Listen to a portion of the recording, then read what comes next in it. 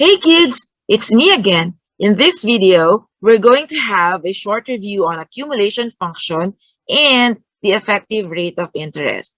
And then after that, I'm going to introduce you a new function, which is the discount function, and we're going to use it to get the present value of certain amounts. Okay? Are you ready? Okay, let's start.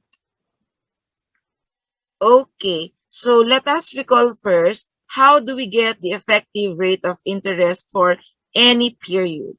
So let's say we want to get the effective rate of interest at the tth period. So this is the formula.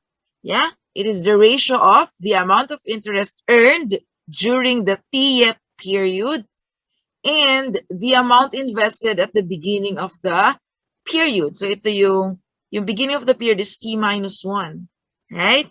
Okay, and then we can write this in terms of capital A's. Ito yon.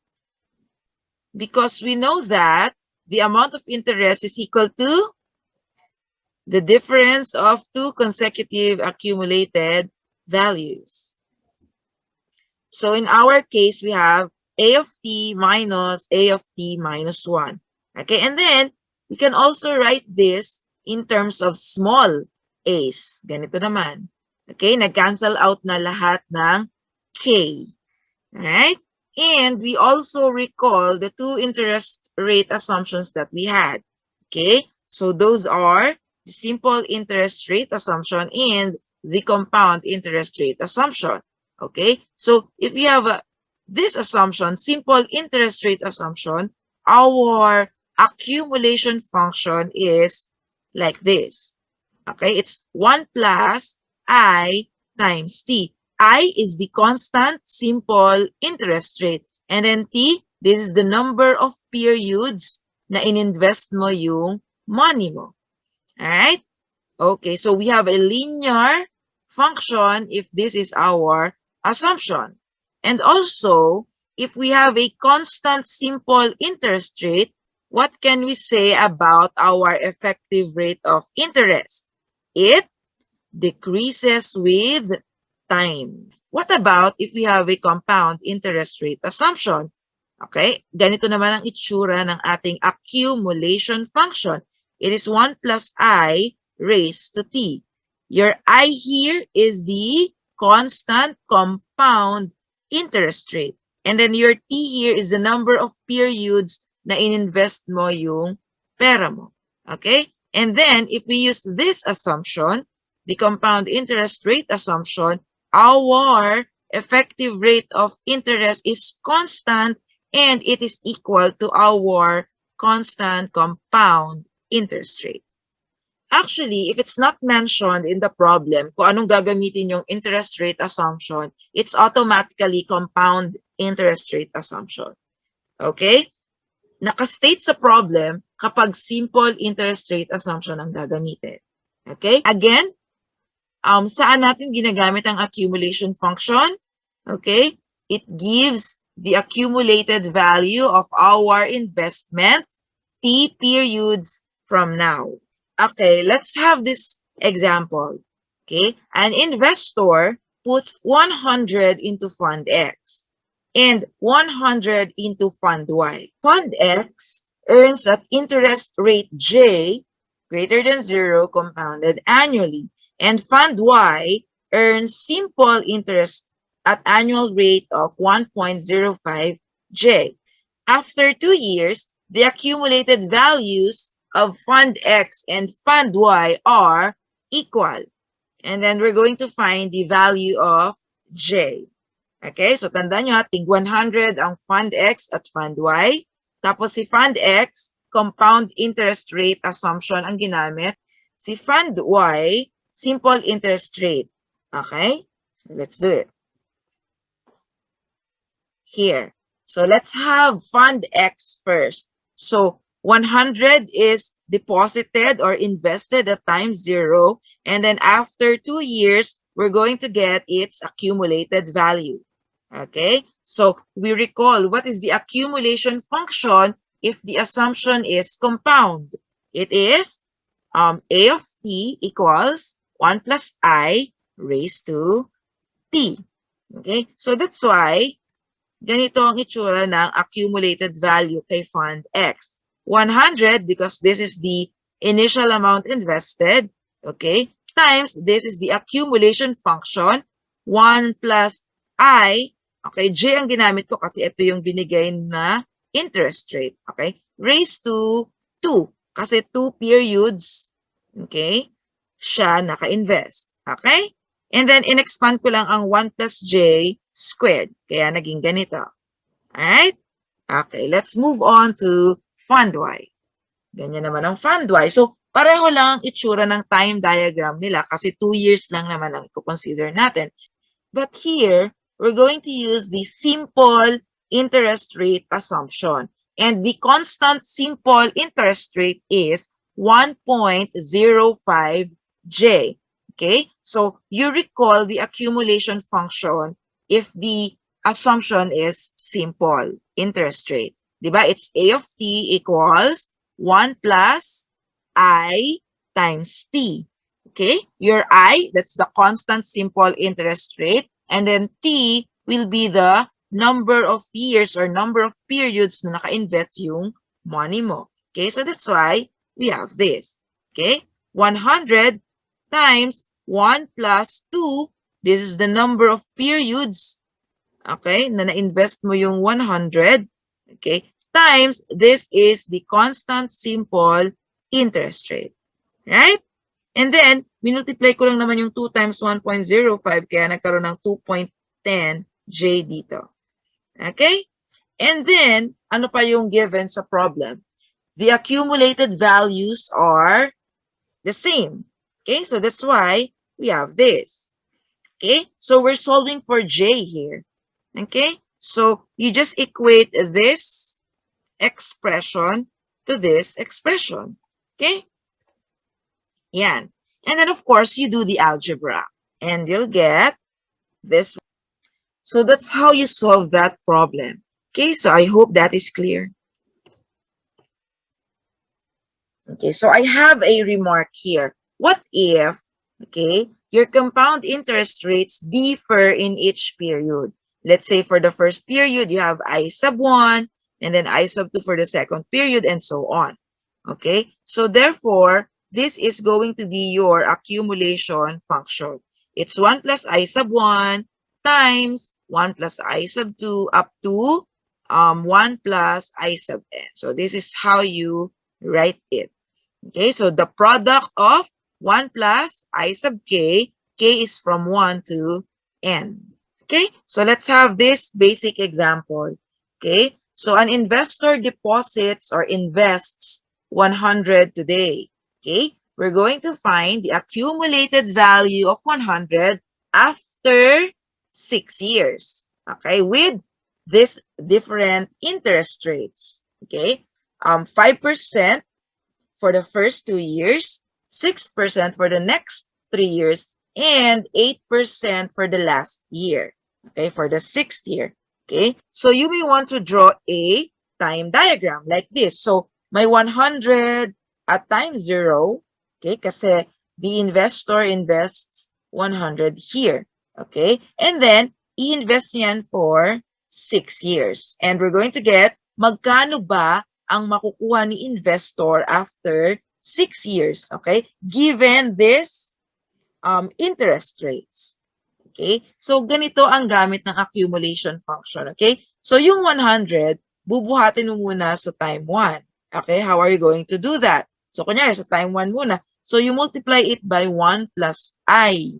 Okay, but what is I during this period? It is 5%. So, you have 100 times 1 plus I here, or 1.05. And then, you're going to carry it to the next year. So, you multiply it again by 1.05.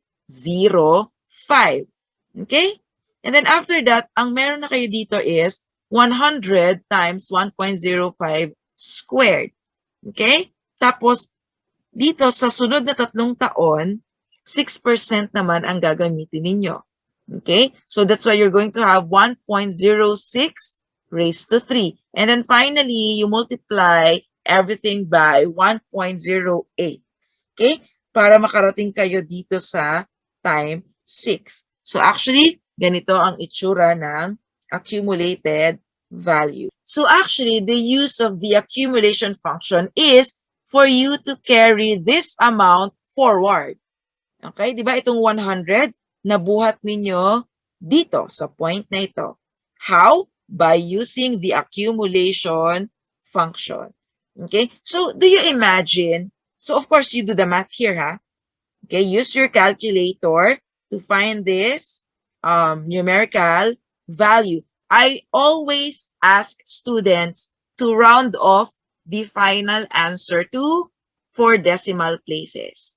Okay, actually at least 4 decimal places. So 4 or more, pwede. Okay, so here, let's recall what do we mean by accumulated value. Actually, it is also called future value. Kasi di ba, we invest today, right? And then, kung magkano in-invest natin ngayon, gusto nating malaman kung magkano ang value niya sa future. Yun yung accumulated value, yun yung future value ng pera natin ngayon. Okay? So, actually, ang accumulated value or future value, it tells how much is in the fund after T years. Okay? If we invest a given amount today. Or pwede nyo ring sabihin, accumulated value is tomorrow's value of today's money. Okay? If you want to see a time diagram, pwedeng ganito. Okay?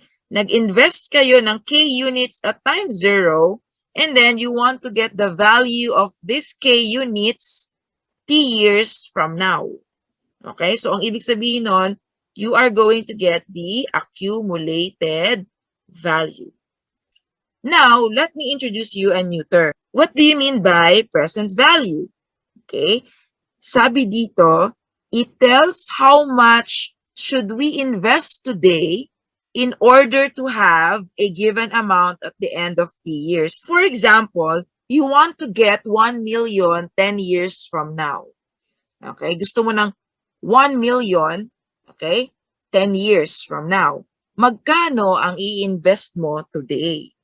Okay? So, yun yung present value. Ang alam mo yung sa future, pero hindi mo alam yung magkano yung amount nun today.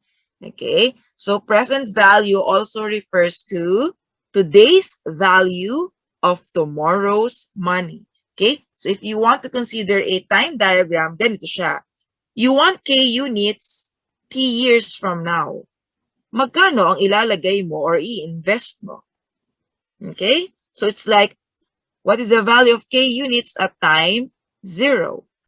If we recall how to get the accumulated value of a certain amount, it's like carrying that amount forward.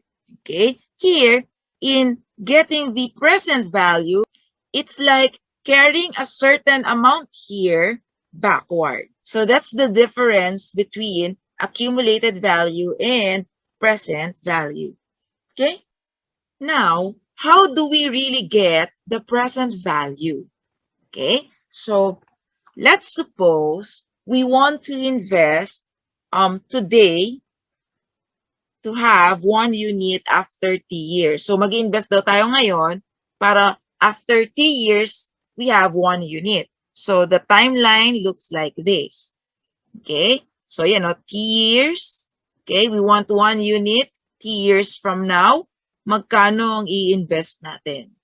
Okay? So, it's like getting the present value of 1 unit. Okay? So, you're going to carry 1 unit here. So, paano? Okay. So, di ba, this is a certain amount, right? So, babalik na rin natin kasi we know how to get the accumulated value, right? We can carry this amount to time t, right? Paano? Di, we multiply this one, the present value, the encircled PV. So, yun na yung present value, okay? So, that's PV times the accumulation function. Di ba? So, that's how you carry this amount to time t. You just multiply by A of t. And that is equal to 1 unit because this is the accumulated value of this amount. So, they are equal.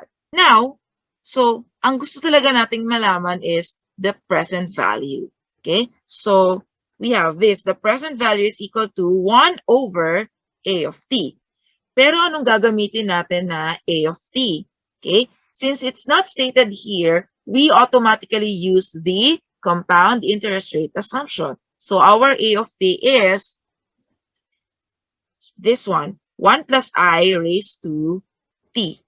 Okay, so we can write this in this way. 1 times 1 plus I raised to negative t. So, yun yung present value. So, kita nyo, galing dito, so to be able to carry this 1 unit pabalik dito sa times 0, all we have to do is to multiply 1 unit by 1 plus I raised to negative t. Actually, hindi ito yung usual na ginagamit para makapag-carry tayo ng certain amount backward. Let me introduce you the discount factor so we can easily get the present value of any amounts. Okay? So here, okay, at t equals 1, what do we have? The present value is equal to 1 times 1 plus I raised to negative 1. So parang nandito yung 1 unit at time 1, tapos bubuhatin natin siya pabalik to time 0. So that's multiplying 1 by 1 plus I raised to negative 1. Okay?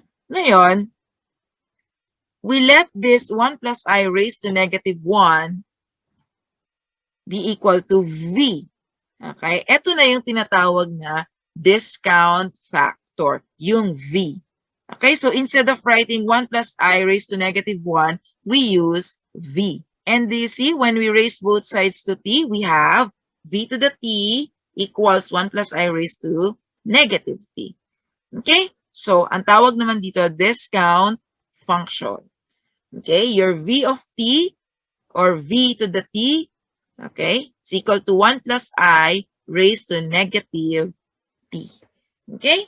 So, we use V or the discount factor to get the present value. Okay, let's have this example. Okay, it says here, the present value of 200, okay, paid or invested at the end of n years, okay, plus the present value of 100 paid at the end of 2n years, okay, is 200.